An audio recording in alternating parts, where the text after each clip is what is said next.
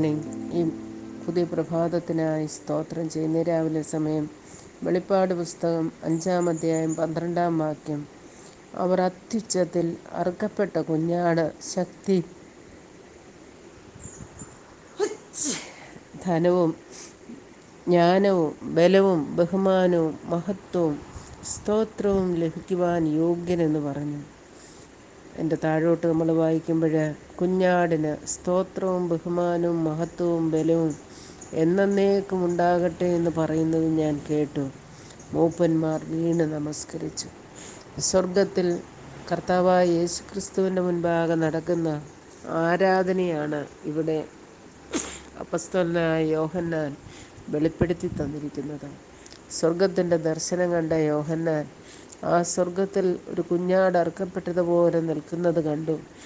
അവൻ സർവത്തിനും യോഗ്യനെന്നുള്ള ആ സ്വർഗത്തിൻ്റെ ആ വിളിയും കേട്ടു. ഇപ്പോൾ സ്വർഗം മുഴുവനും എല്ലാ ജീവികളും ആ സകല മൂപ്പന്മാരും അവനെ വീണ് നമസ്കരിച്ച് ദൈവമുൻപാകെ കർത്താവിന് ആരാധന അർപ്പിക്കുന്ന ഒരു വലിയ കാഴ്ച. ഈ കർത്താവായ യേശുക്രിസ്തുവിനെ കുറിച്ചാണ് യെശയ്യാപ്രവചനം 53-ാം അധ്യായത്തിൽ നാം വായിക്കുന്നത്. അവൻ മനുഷ്യരാൽ നിന്ദിക്കപ്പെട്ടും ത്യജിക്കപ്പെട്ടും വ്യസനപാത്രമായും രോഗം ശീലിച്ചവനായും ഇരുന്നു. അവനെ കാണുന്നവർ മുഖം മറച്ചു കളയത്തക്കവണ്ണം അവൻ നിന്ദിതനായിരുന്നു, നാം അവനെ ആദരിച്ചതുമില്ല.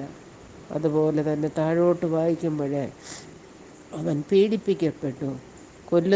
കൊല്ലുവാൻ കൊണ്ടുപോകുന്നവരുടെ മുൻപാകെ മിണ്ടാതെ ഇരിക്കുന്ന ആടിനെ പോലെ അവൻ വായി തുറക്കാതിരുന്നു. അവൻ്റെ ദേഹം മുഴുവനും ഉഴവുചാലുകൾ പോലെ തകർക്കപ്പെട്ടു. അവൻ്റെ മുഖത്തെ രോമം അവർ വലിച്ചു പറിച്ചു. അതിൻ്റെ എല്ലാം മുൻപിൽ കർത്താവ് ആ നിന്ദയും പരിഹാസവും പീഡനയും വേദനയും എല്ലാം മനസ്സോടെ സഹിച്ചു. അത് നിമിത്തമായിട്ട് സ്വർഗത്തിലെ ദൈവം ഏറ്റവും ബഹുമാനത്തിനും സ്തോത്രത്തിനും അവനെ യോഗ്യതയുള്ളവനാക്കി സ്വർഗത്തിൽ നിലനിർത്തിയിരിക്കുന്നതും സ്വർഗം ആരാധന കഴിക്കുന്നതുമാണ് വെളിപ്പാട് പുസ്തകത്തിൽ നാം വായിക്കുന്നത്. നമ്മുടെ കർത്താവ് നമ്മുടെ പാപങ്ങളുടെ പരിഹാരത്തിനായി ഈ ഭൂമിയിലേക്ക് വന്ന് മനുഷ്യരാൽ നിന്ദിക്കപ്പെട്ടും ത്യജിക്കപ്പെട്ടുമായി എല്ലാ ശാരീരികവും മാനസികവും ആത്മീയവുമായ വേദനകളെ സഹിച്ച് ക്രൂശിൽ കയറി തൻ്റെ മരണം കൊണ്ട് നമ്മെ ദൈവത്തോട് നിരപ്പിച്ച് സ്വർഗത്തിലേക്ക് കരയേറി നമുക്ക് വേണ്ടി പക്ഷപാതം ചെയ്യുന്നു എന്ന് മാത്രമല്ല, നമ്മെ തൻ്റെ സന്നിധിയിൽ ചേർക്കുവാനായി താൻ ഒരുക്കിയിരിക്കുന്ന ആ വാസസ്ഥലത്തേക്ക് നമ്മെ കൊണ്ടുപോകാൻ നമുക്ക് വേണ്ടി ക്രമീകരണങ്ങൾ ചെയ്തുകൊണ്ടിരിക്കുന്നു എന്നുള്ളത് നമ്മെ ഏറ്റവും ധൈര്യപ്പെടുത്തണം.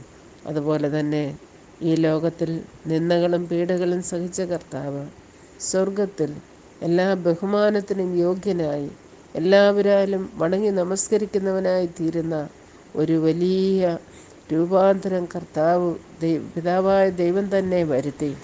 അങ്ങനെ അവൻ്റെ നാമത്തിങ്കൽ എല്ലാ മനുഷ്യരുടെയും മുഴങ്കാലുകളെ മടക്കി അവന് മഹത്വം അർപ്പിക്കുന്നതായ ഒരു കാഴ്ച. അത് നമുക്ക് ആശ്വാസത്തിനും ധൈര്യത്തിനും പ്രബോധനത്തിനുമായി നമുക്ക് എഴുതി തന്നിരിക്കുന്നു.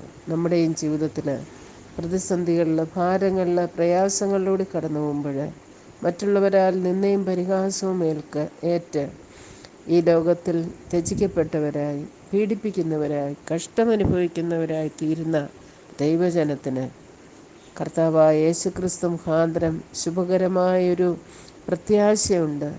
ഒരു നല്ല നാളെയുണ്ട്, ഒരു നല്ല ഭാവിയുണ്ട്. അവർ തേജസ്സോടെ അവൻ്റെ മുഖം കാണും എന്നുള്ളതുപോലെ തന്നെ അവനോട് സദൃശന്മാരായി പിതാവിൻ്റെ സന്നിധിയിൽ നമുക്കും ഒരു വലിയ പ്രത്യാശ ദൈവം തന്നിരിക്കുന്നു. 90-ാം സങ്കീർത്തനത്തിൽ മോശ പ്രാർത്ഥിക്കുന്ന പ്രാർത്ഥനയും അതുതന്നെയാണ്.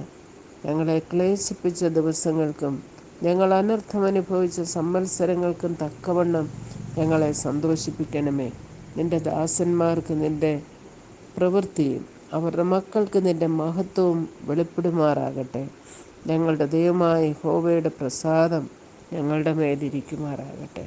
ഈ ലോകത്തിൽ കഷ്ടതയിലൂടെ ഭാരത്തിലൂടെ കടന്നു പോകുന്ന ദൈവജനത്തിന് വേണ്ടി മോശയും പ്രാർത്ഥിക്കുന്നു.